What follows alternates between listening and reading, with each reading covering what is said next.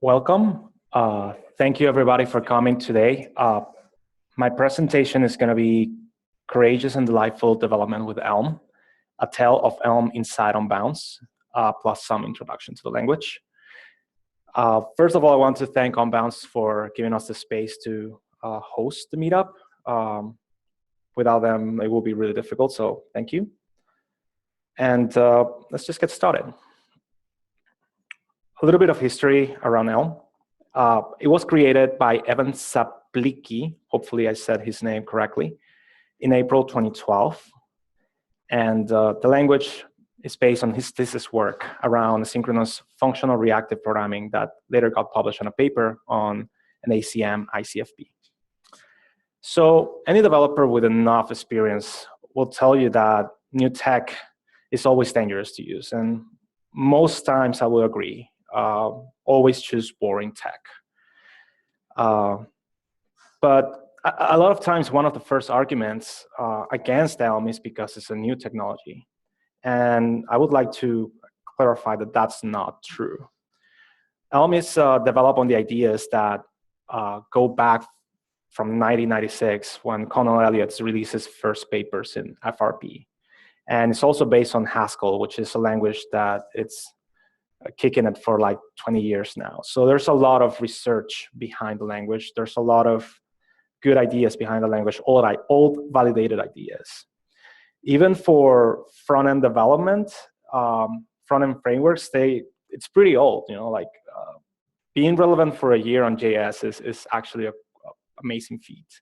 You can count the years of JS frameworks like dog years, right? It's because they become deprecated really fast. So whenever I hear people saying that Elm is not an option just because it's too new, I always use these arguments. And I wanted to clarify that. So why do we have an Elm presentation on the Haskell meetup? I like to think of Elm as the gateway drug to Haskell. It's once you get this amazing compiler on the front end and you get all the value out of that, it's really difficult not wanting that on the back end. And teaching Elm, even inside here on Bounce, is kind of my secret agenda to put Haskell in the back end as well. So that's why we are doing this presentation in this meetup. So have you ever tried Haskell? Like, how many people here actually try Haskell? Quite a few. Do you actually see yourself using it, like in production? Just like a bare minimum amount of people, 4 people, right? So there's a lot of times where Haskell it's really interesting technology, but it's discarded just because it's really difficult to do real work in it, right? Like there are so many concepts that you need to grasp before actually doing anything useful. And Elm knew this and understood this problem. And what they did is they built on top of Haskell, but just a small subset.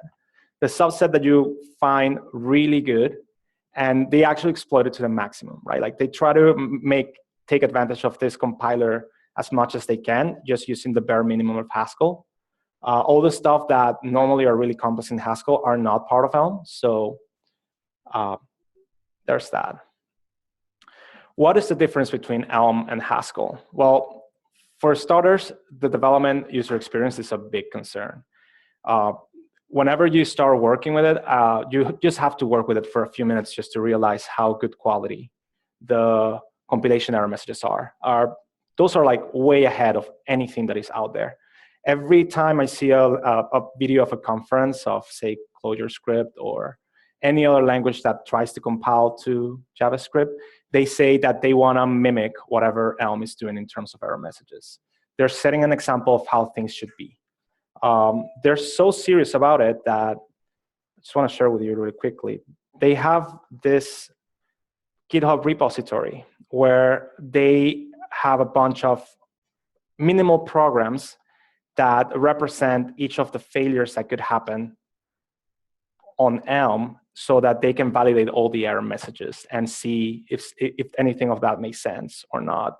They also set pull requests, that tell them, I'm expecting this kind of error message as soon as I see this, right? So For example, here's one I did actually, specifying that I have this program and I have this error, but I'm actually expecting something like this. And then they start going through discussions around how to make it happen, or any other reason why not to, or why it's too difficult. But at least there's people in the community that is really in top of this. So they want to make the user experience for developers a first-class citizen. And this is something I haven't seen in any other language yet, which is pretty cool.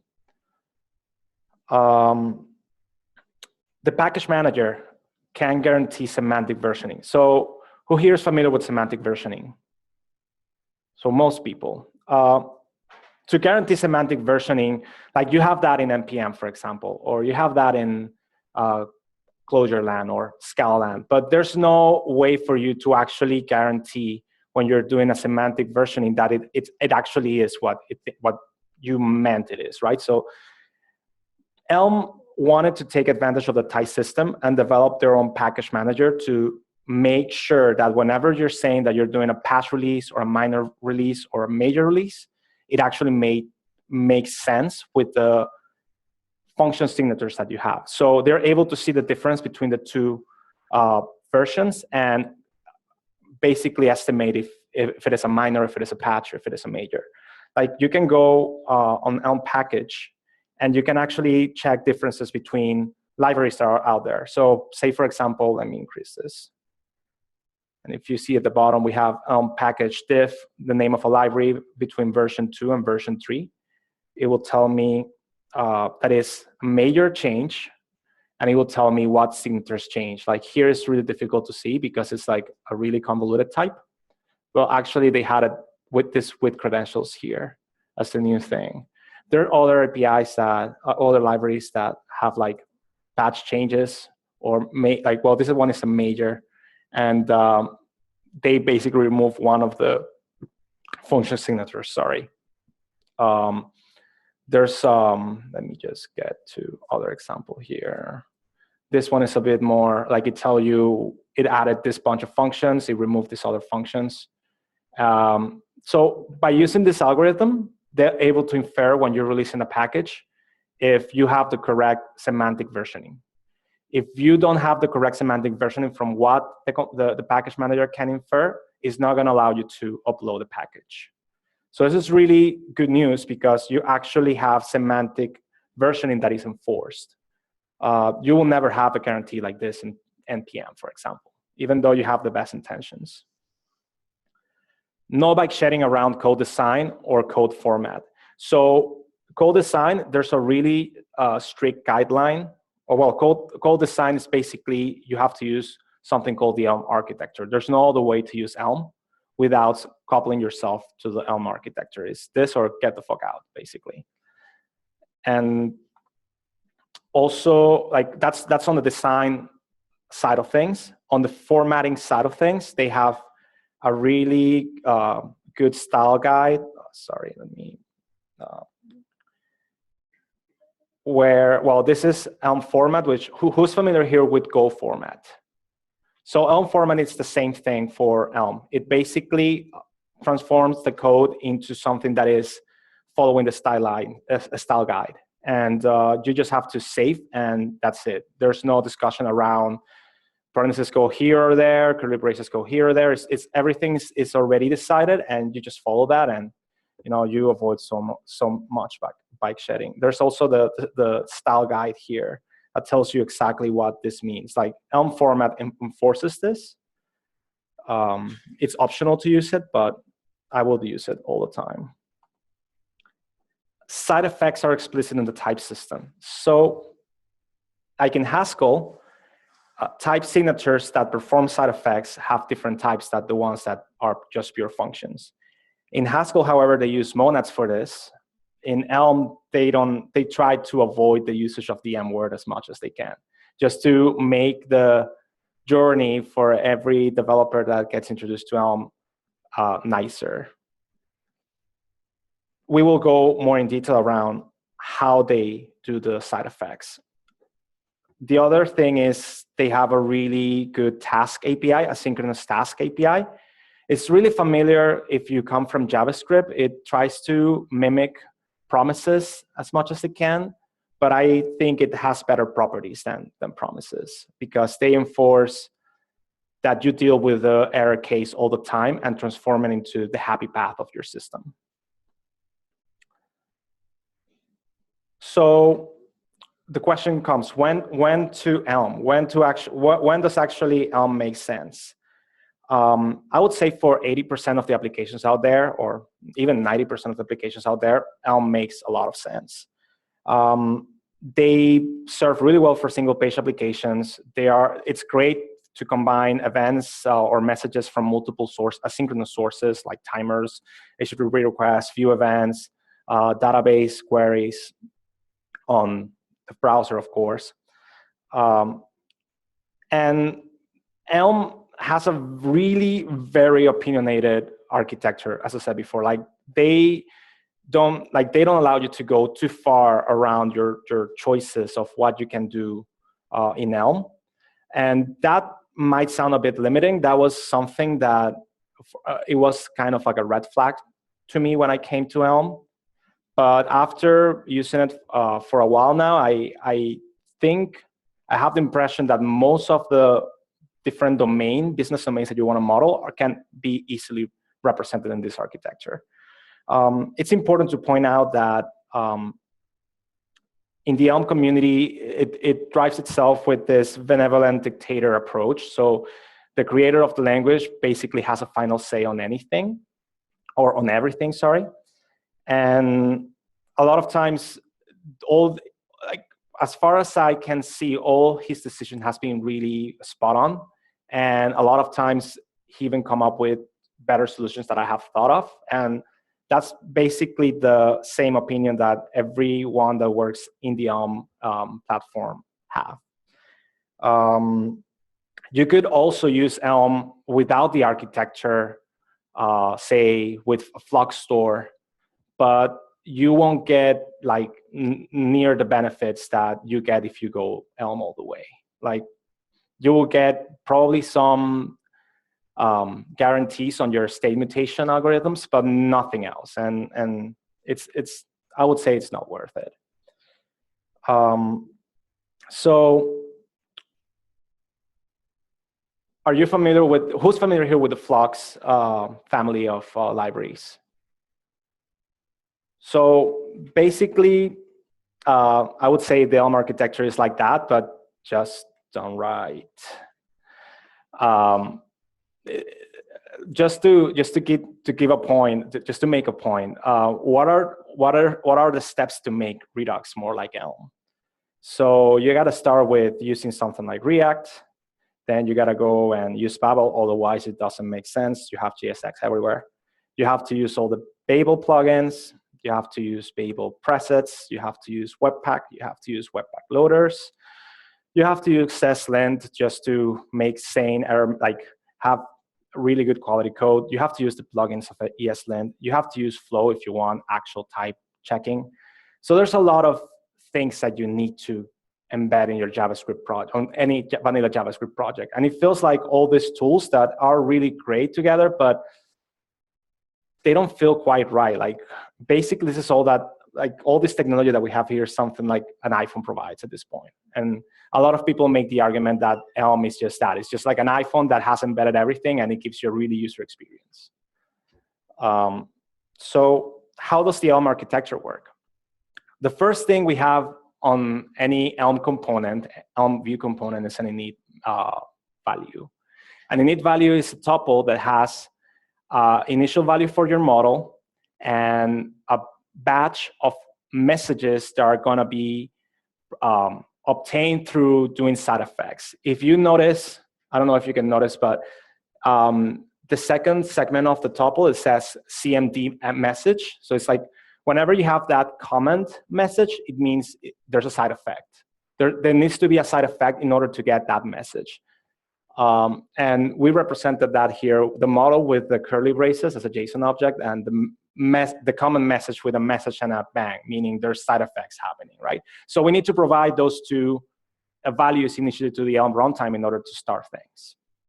Then the Elm runtime will try to get all the messages from the side effects and the initial model you gave it initially, and it's going to call this update function. This update function is something you provide to the runtime as well, and it basically its responsibility is to apply the message to the model so that you can update the state of your application just by having explicit side effects models in the messages. The update function returns to the Elm runtime the new model altered by applying the message to it, and another batch of messages that could happen from this action, right? So there's a bunch of side effects that need to happen in order to do more things once you execute an action that is modeled by a message, and the update function is returning that. Once the Elm runtime receives those values, it's going to do two things.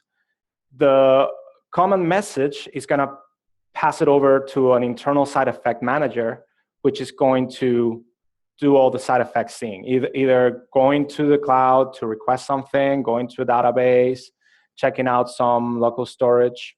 And the model is going to go to a view function that you provide as well, which, well, in this case, the side effect manager is returning the message to the Elm runtime. The view that you pass the model to renders the HTML with that model, the same way you will do with React.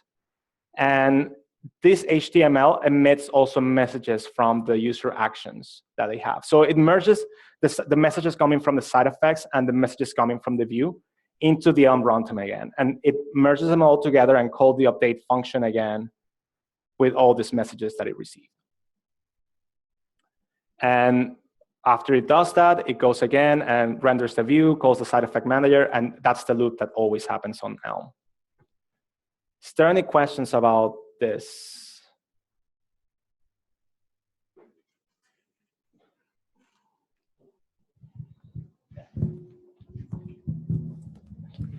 Yeah, just wondering about like the tick rate, I suppose, for that whole system. Like by the time you perform one update and then the Elm runtime is doing a dispatch to like your side effect manager and rendering your view, like how many messages can you expect to get back by like another loop of the pure update loop? So like if you receive multiple messages, it's going to try to linearize it, like serialize it and try to apply one by one, right? And because JavaScript is a single-threaded environment, it can do that. It's not like you will have the same model represented, like paired together with multiple messages at the same time, right?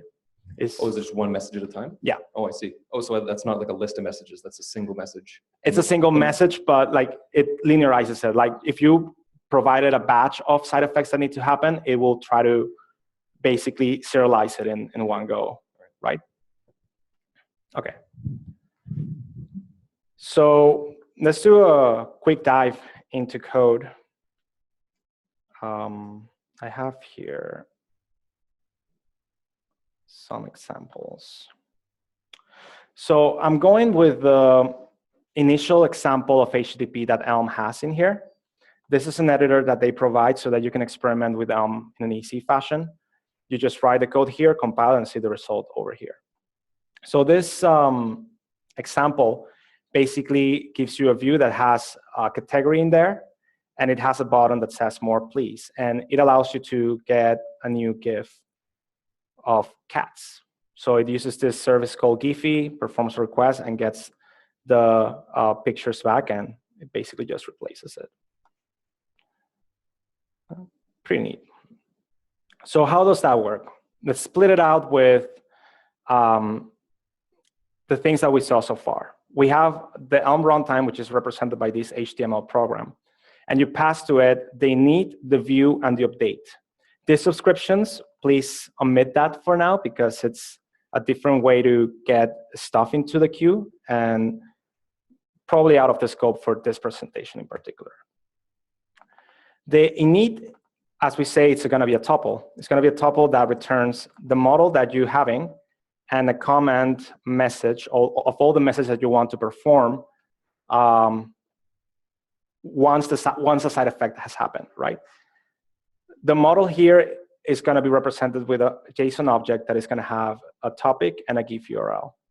And this init function is going to receive the topic, and it's going to return initially a waiting.gif as the thing it wants to put on the view, and a side effect that it wants to perform. So this is the command message, and this command message is basically returning one message from getRandomGif. We will get into the details of getRandomGif soon.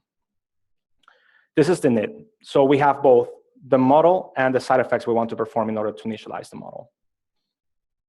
Now we have the message, which are all the side effects that you want to apply into your model. We have a message called more please. That is, when you click this button, it's going to basically perform the action, and it's going to, probably this more message update is going to return a side effect that is fetch another GIF, the same way they did on the init. The fetch succeeded means getRandomGif actually worked, okay, and it's returning the GIF URL. And fetch fail happens when the getRandomGif fail. So this fetch fail, it's in this message because the API of Elm forces you to represent the failure scenarios in your state machine. If you don't do that, it won't compile. So you always have to deal with errors and manage them in a way that is reflected in your state. Or not reflected in your state, but at least processed by the update function. So the update function, it's a function that receives the message, which is the thing you're going to apply to your model, the model, and it's going to return a tuple of model and common message the same way init did. And we're going to do a pattern matching on the message. There's three things that could happen: the more please, the fetch succeeded, and the fetch fail. If for some reason I forget to handle one of these message, the Elm compiler is going to tell you, you're not dealing with this case. This case doesn't have branches for all possibilities. You need to account for the following values. This temp is basically something that this editor creates. This is the action I'm missing. Add a branch to cover this pattern. So I need to deal with all possible things that could happen to my model before things even compile. So it's not like I'm going to develop and be checking on the developer console each time as I do in JavaScript or ClojureScript, for example. It's just going to be dealing with this compiler, and as soon as it compiles, there's, I would say, a 90% chance it's going to work the way you expected, unless you make bugs and logics like you return a false instead of a true or stuff like that. So what happens also if you duplicate an entry twice? I say I do this twice because, I don't know, I'm clumsy and I write things twice. It's going to tell me, hey, you're having a redundant pattern here, so just remove it. You're doing things twice. You have to pick one of them. Any value with this shape will be handled by a previous pattern. That seems like something on the level of a warning. Are all warnings errors, or? In Elm, this is not a warning. This is an error.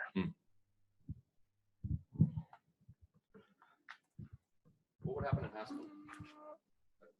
I think in Haskell, it will throw a warning.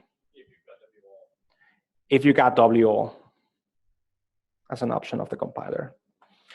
And the view, which is the function that receives the model and returns an HTML, is just a HTML view that has a div, an H2 with the model topic, a button that when you press on click, it's basically going to send the more please message to the Elm runtime, and an image with the GIF URL. So you can see, for example, fetch succeeded here. You always have a URL, and you're modifying your model to have a new URL. In case there's a more please, I'm just going to leave the model as it is. It's going to be a no-op in terms of the rendering of the view, but there's going to be a side effect that is going to be returned. And this side effect, this getRandomGif, is going to either return me a fetch succeeded or fetch fail, and you're going to go from there. In this implementation, they decided to do nothing with the fetch fail. Like right now, we're discarding it, doing nothing. like as we see, we're returning the model unmodified, and a common none, which basically means there's no side effects that I want to deal with. You could choose to put it on your model state and then have a particular if statement on your view to render it in case it's just the value. Or so there's different ways to deal with it. In this particular case, they decided to ignore the error altogether. They have to deal with the error and explicitly ignore it. This is an interesting bit. The get random GIF, it's gonna use the HTTP library, which is imported here, and it's going to perform a get request on the GIF URL, which is this guy over here with a hardwired password. And this guy is going to return something that is called a result. A result type, it's more or less like a maybe type, or better, it's more like a either type. You have either an okay value, which means everything went as you planned, or an error value, which will give you an error message. When you use task.perform, it allows you to, like this returns a type task. And task.perform transforms the task into a command. And the only way to transform a task into a command is if you give it two functions. The first function deals with the error scenario. The second function deals with the success scenario. So in here, if I have to immediately plan out what I'm gonna do with the error scenario, I have to return the error scenario as a message of my component in order to use this function. Otherwise, I'm not even able to implement this function. So it forces on my business design to deal with the error case, which is the fetch fail. I have to have a type on my message that is error happen, and that's how I'm going to deal with on my model. Another thing that this HTTP GET call has is a decode GIF URL, which is a decoder. Look, so this HTTP GET is going to receive a JSON object by default. There's different ways you could do HTTP requests. The simpler ones just assume that you're receiving JSON back.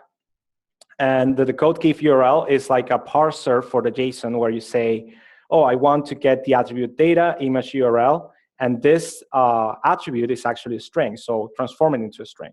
You pass that, like that creates a JSON decoder, and you pass that to the HTTP API, and it basically what it does is on the fetch succeeded, it's going to pass the string, and if it fails, it's going to pass the error message of the decoding or the HTTP error to fetch fail.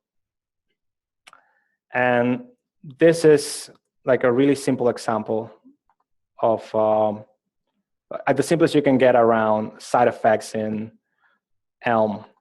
So the next bit I wanted to do is using this exact same component and build a view where I can specify the topics and I can have a list of topics.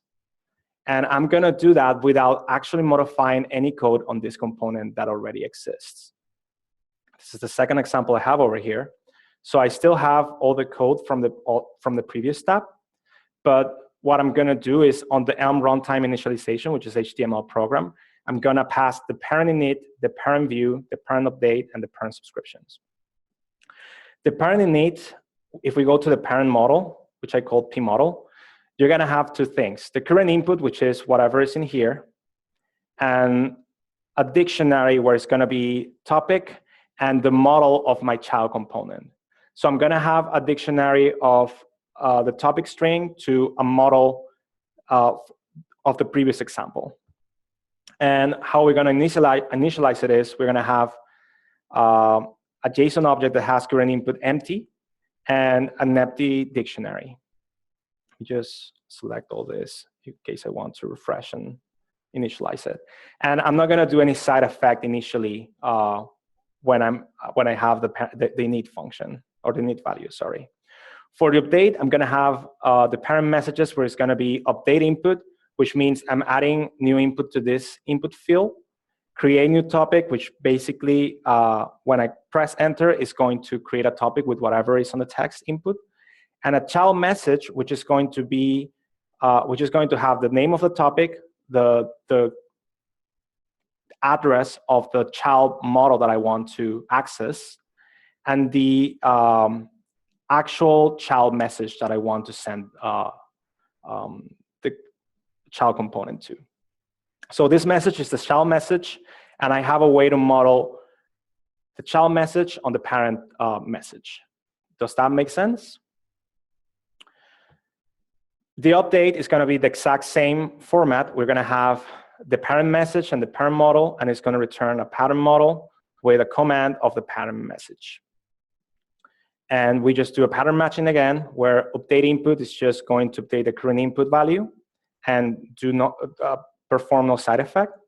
Create new topic is going to initialize a child component. So this is going to return a child model and a batch of child commands. And I'm going to return my existing model with the child model inserted into the hash map of child models with the topic as the address.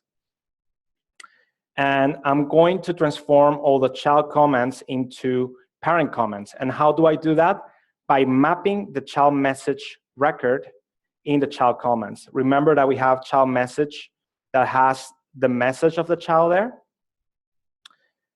By doing this map, I'm basically transforming whatever comment is here, which is comment message, into a comment of parent message.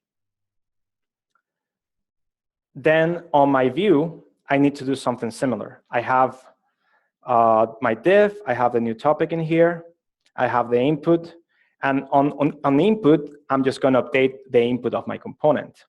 On key down, I'm going to decode the key that got executed on the key down, which in this case is going to be 13, which is enter. If the key is 13, then I'm going to transform that into a message that is create new topic with the topic string. And if it is not a key 13, I'm just going to return an error saying ignore input. If this function returns an error, it's not going to do anything. And I'm using as well the view of the child and transforming the message, the commands that this view emits into messages of the parent message type, which happens here. A little bit convoluted. I don't want to get too much into the details, but what I want to show is that if I'm gonna select this, reload it, and I'm going to paste it, and I'm going to compile it. It has the new topic in it. I'm just gonna say here, dogs. And I'm gonna press enter, and it actually has the child component that we developed on the previous example, right? So it's one of those. If I go and do cats, adds another one into the view, and I can add as many as I want.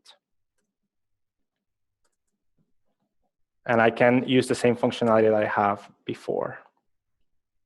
So what's the difference? Like, what is the benefit of this?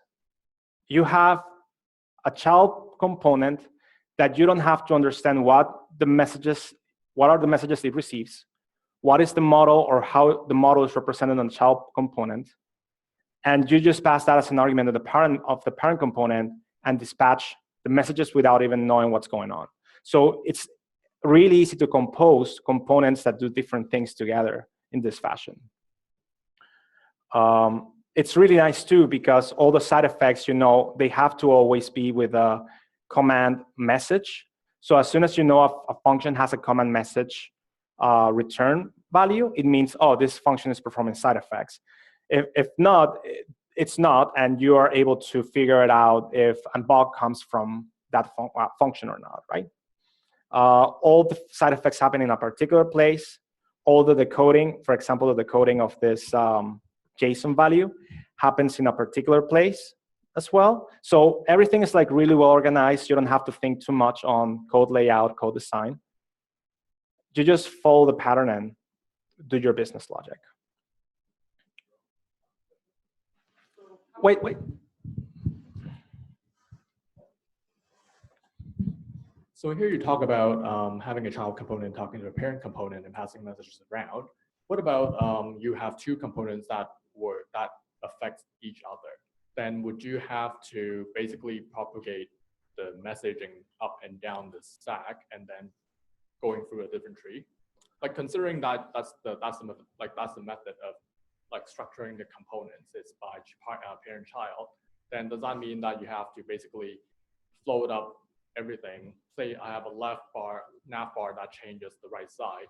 I need to propagate up the command message up to the top root, and then sync it down to the right side, and the child then the nav view would load something else. So you don't want to couple components that are on the same level. You want to couple the parent with the children.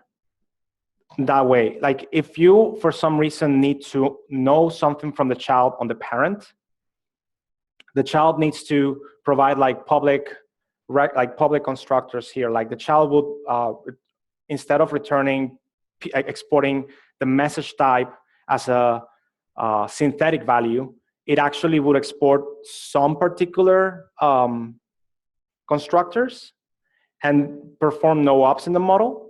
And the parent needs to know that those constructors exist, and it communicates that to the other children. So it's always, these two children don't know anything about each other. The parent knows about the two, and the coupling happens in this level. Does that make sense? So does that mean I have to float? Basically, if I have some child component that is 2-3 levels down, and that actually has an on-click that affects a different component on the other side, then I have to float it up to the common root. You have to bubble up to the highest parent, highest common parent. Right. Yeah, like that. Those are the limitations of the architecture. You either have to thread in, like if two child components need the same data for some reason, you need to thread in the data in both components.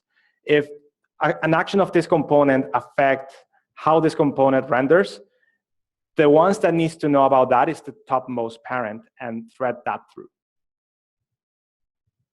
So just trying to understand computer redux where they have one single model.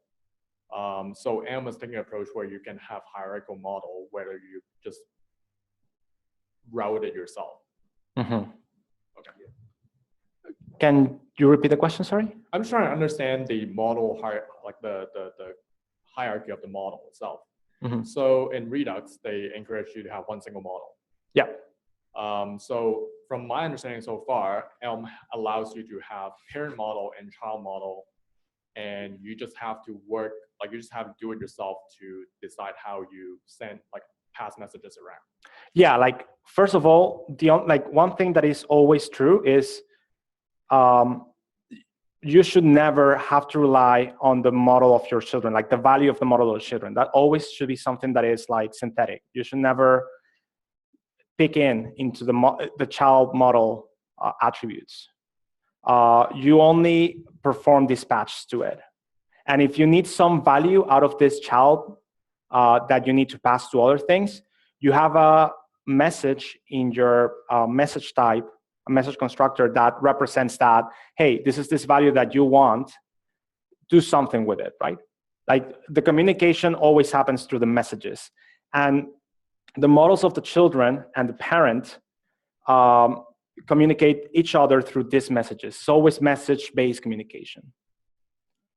So does that mean the parent model needs to know all types of messages that they need to route to the children? They need to know that they have all these children. They need to know about the messages of all the children. They don't need to know about all the values of the message. So say for some reason, the parent of this guy needs to know update input is something that happened. You would export update input only, and any other event, you wouldn't. Does that make sense? Yeah, it makes sense. Just want to make sure that that's the right model. Yeah. I was just going to say it's a little bit like, well, very loose analogy here, but it's a little bit like actor systems where you only talk to actors through messages. Yeah. You don't reach into them. Yeah. Their state is their state. And the other thing to mention is whenever you want to interact with plain JavaScript, you do that through messages as well. It's not like, oh, I'm going to implement this function in JavaScript and give it an Elm signature. Like, it's possible to do it, but it's not the right way to do it, because as soon as you do that, it's bog land all over again. Like if you do that, you dig yourself into a hole where you will have to actually debug your code because you're going to have runtime errors. The only way you won't have runtime errors in Elm is if you always stick with message-based communication. Okay. So that's it for the quite quick dive into code, sorry. And to finish the presentation, I just want to talk a little bit about how Unbounce discovered Elm. So we started initially a new UI project. Sorry, this is just a disclaimer. This is from the perspective of the team I work with, which is the integrations and API team. There are many teams in Unbounce that use different technologies in JavaScript, and we just try to learn what are the best approaches. And this is what we thought was the best approach for us. We started with something we were really familiar with, which were virtual DOM and reactive extensions. We said, yeah, let's just use these two libraries to implement all our complex UI needs. We don't need anything else. We also tried partially Facebook's Flux type system. It was really impressive in terms of what it provided. It was really difficult, though, to stay flow, sorry. Yeah, I mean flow. It was really difficult to stick to it. We have to be really disciplined in order to continue typing our system. And a lot of times it was just easier to not type it because we were using a lot of dependencies that were not typed. So it was a slippery slope where we started really, we started well with Flux type systems, and then we just gave up at some point and we didn't think about it anymore.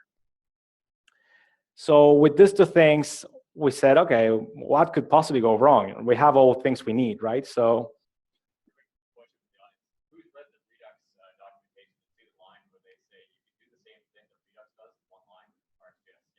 yeah. Perfect. So that's exactly what we did. But instead of using React, we used virtual DOM. Can you repeat the question for the recording? Yes. Tavis asked if anyone has read the Redux tutorial where they mentioned that you could replicate the behavior of Redux by using the scan function of RxJS. And the answer is yes, you could. That's exactly what we did. But what could go wrong? A lot of things can go wrong. We spend most of our time doing framework code instead of actually doing our business code. And that's what Netflix calls undifferentiated heavy lifting. We were missing out a lot of great tooling once we started to discover a little bit more of Redux. It was like a decision we needed to make in the moment, and we say, we don't know Redux, let's just go with what we know.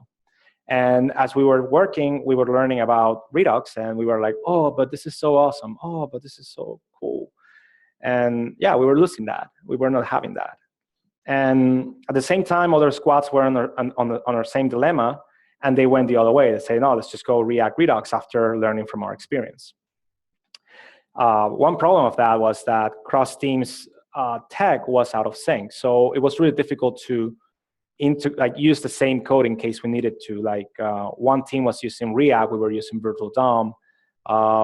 They had a particular way to design their code. We had a different way of designing the code. So it was really painful. It is still really painful. Halfway of our journey, while we were doing our UI feature, we were like always complaining about this. This is so painful. And we decided to seriously investigate for alternatives. Natural choice, of course, was React and Redux because other teams have used it. But while I was reading React or Redux tutorial, I read this line that says that is inspired on something called Elm. And I was like, okay, what is this Elm? Oh, it's a Haskell language. Maybe I have a lot of familiarity with Haskell. I should check it out. I wasn't expecting much. I was expecting something as complex as Haskell and something that was going to be shut down immediately as soon as I proposed it. So I was like, a little bit hesitant. So how did the initial exploration go? I was like reading all these things, trying it little by little, and I was like, oh my God, this is incredible. Like, it started to go through all the good things that explain on the why Elm, and I was impressed. I was like, oh, this looks really, really promising. Like, this is not actually some academic language. It's really pragmatic. It gives you all the good things that Haskell gives you, and like, it makes all the decisions for you, so you don't diverge on anything. So great, let's just keep going. So we were like, okay, let's try to implement some of our UI in Elm just to test if you can actually do all these things with the Elm architecture.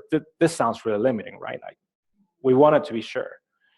And the experience was so pleasant. The app, it didn't just get simpler, it got smaller.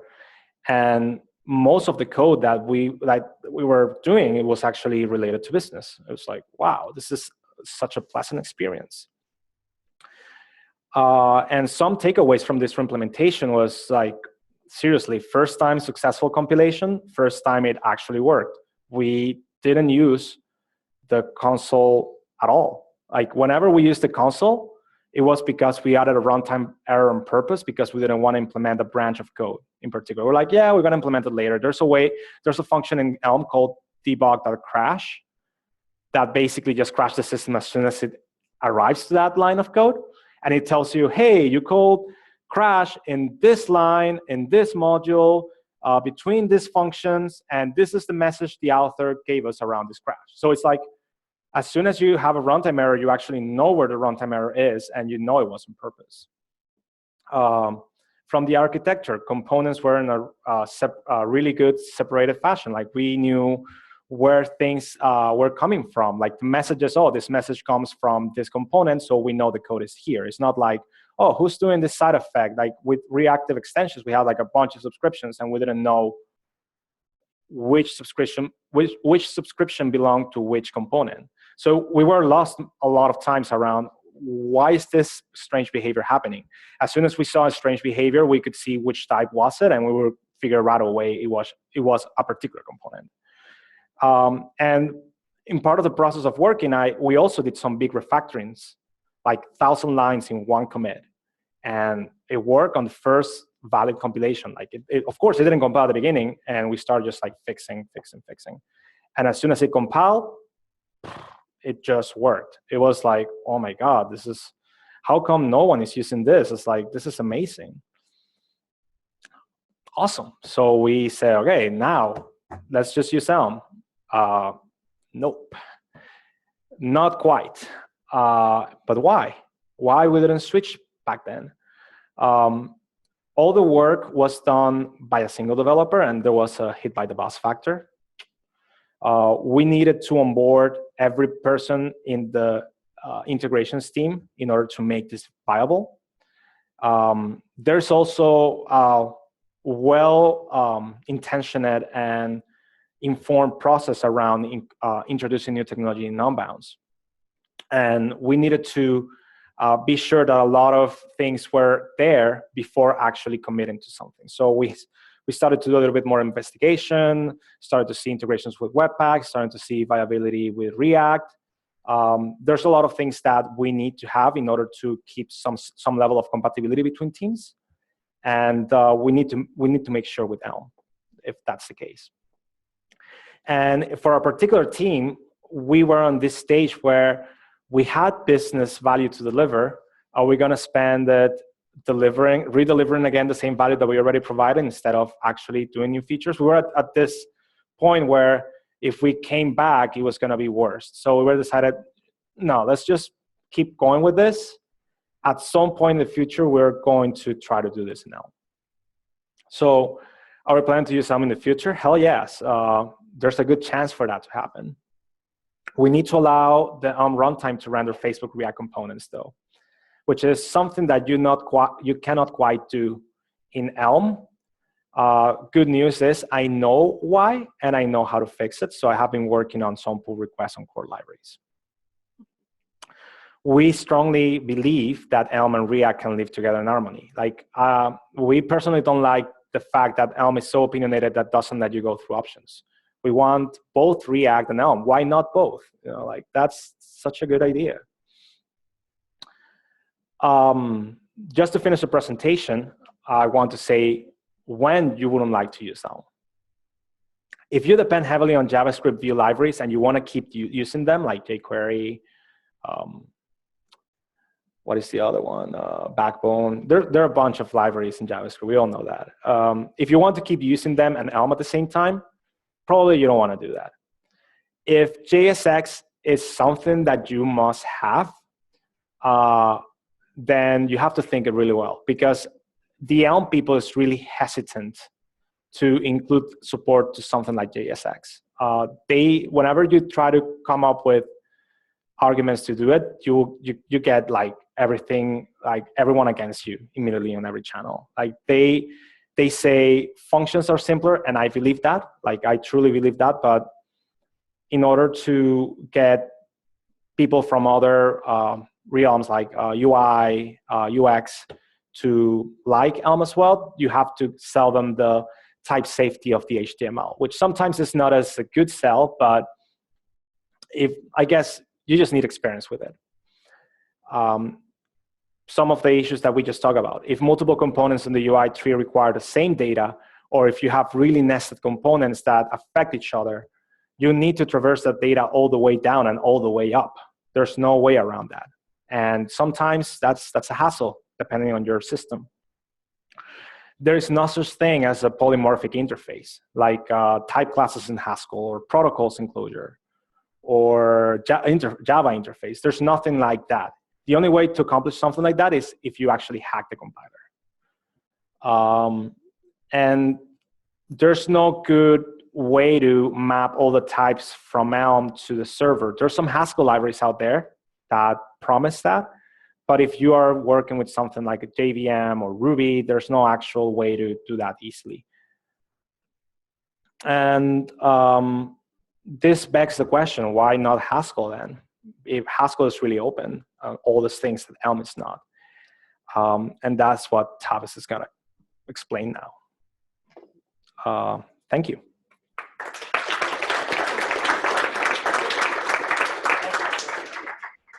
Any questions?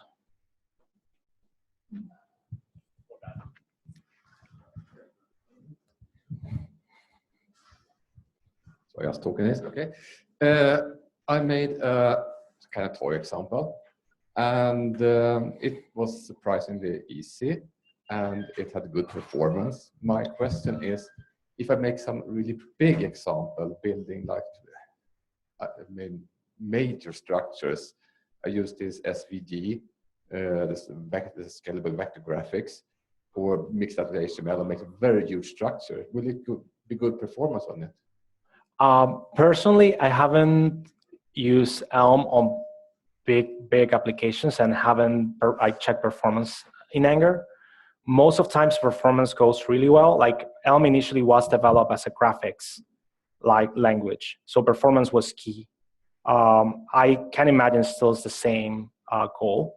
Probably they made some sacrifices in the way, but I cannot say with guarantees that it's performant.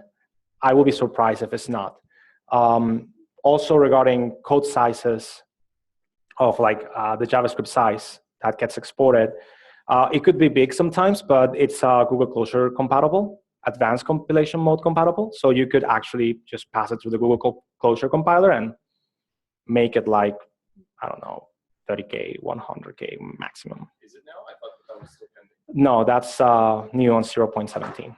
Oh, okay. When does 0.17 come? It's out. May. I It thought it came was in out May. already. Yeah, it's out already. It came in May. It came in May. I don't remember seeing the release notes in regards to performance. I don't think Elm does tail call optimization right now, which means you can run into some fun issues. Yeah, I haven't checked that out in honesty. I need to come back. I suppose then as of .17, this is no longer a problem, but if the old fun example was that if you go to elmlang.org and you go to the page source, it's 10,000 lines long, or at least it was, because all of the JS was all embedded. So if there's no Google Closure compiler stuff, then that's probably not an issue. No. I was wondering if there's any special support for really text-heavy views, because it seems like it's more geared towards. There's a library for Markdown. I know it exists. I haven't used it. I would imagine there's something out there. I don't know if I would recommend it for heavy text sites. I will have to try it myself before giving you a recommendation.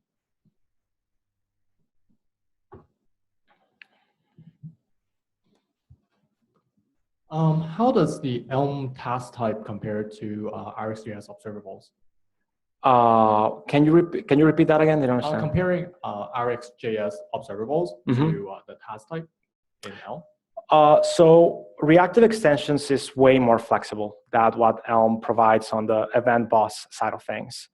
As of 0.17, it's really difficult to do any of the good things that you can do in RxJS, like debouncing or merging asynchronous strings together. The goal of Elm architecture is to avoid the need of having parallel subscriptions as much as you can. It's always, like, you don't even deal with a subscription here. Everything is already managed by the html.app function, which is the Elm runtime. And there's only one event boss, and all the components use that event boss for everything. And there's no transformations of the event boss. Like, there's no way to say, oh, I want to have the event boss here and a copy of the event boss here with the input debounce 500 milliseconds. There's no way to do that in Elm. So what about handling cancellation? Because one of the big things about, one of the big problems with current Promise spec is there's no cancellation. And one of the big win in RxJS right now is you can, like, for example, you're downloading a huge file and you don't need it anymore. You can do cancellation on HTTP request. Yeah, you can do dispose. You have to model that somehow in your model and have a message for that. And you do the cleanup on the update at the update level. So is it possible to bring in like RxJS into Elm with like?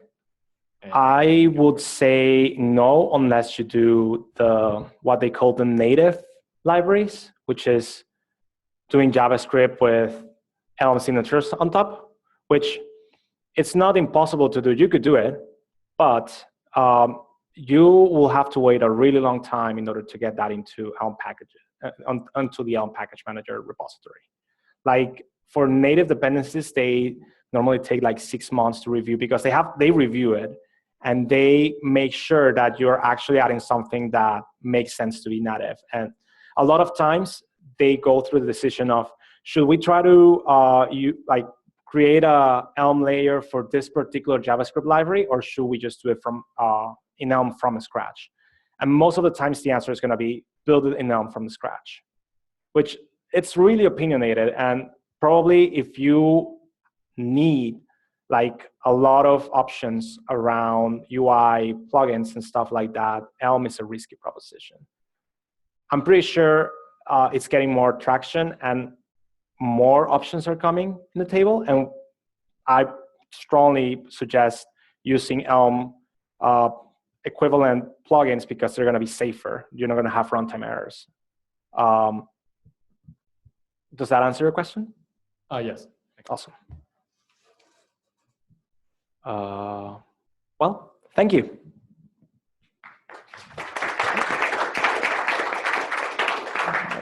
Some image credits.